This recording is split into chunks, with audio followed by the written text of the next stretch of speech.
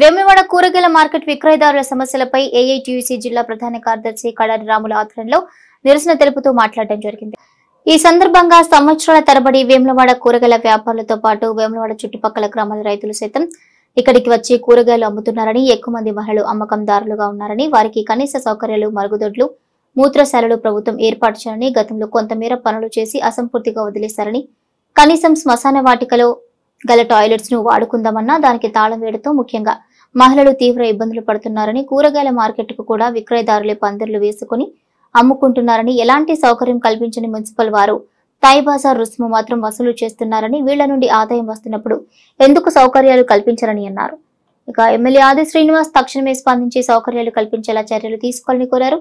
ఈ సమావేశంలో ఏఐటీయూసీ జిల్లా అధ్యక్షులు అజ్జా, వేణు, శాంతక్క, ఇతర కూరగాయల వ్యాపారులు, మహిళా రైతులు పాల్గొన్నారు. కానీ అది సౌకర్యంగా ఉండదు, వాళ్ళకి ఇబ్బంది జరుగుతూ ఉంటుంది.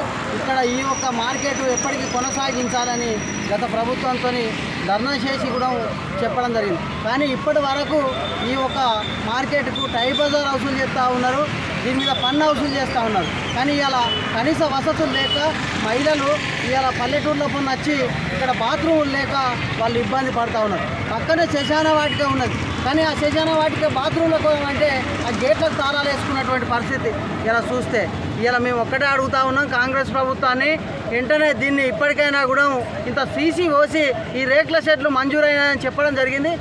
మంజూరైతే బాగానే ఉన్నది, కానీ కాకపోతే ఏంటంటే మహిళలకు ఇబ్బంది జరుగుతూ ఉంది.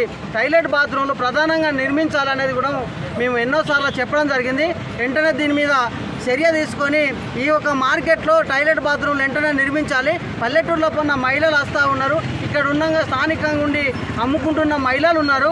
ఈ టాయిలెట్ బాత్రూంలు వెంటనే నిర్మించాలనేది కూడా కోరుతా ఉన్నాం. లేని వేళ పెద్ద ఆందోళన కార్యక్రమం చేస్తామని కూడా ఈ సందర్భంగా డిమాండ్ చేస్తూ ఉన్నాం.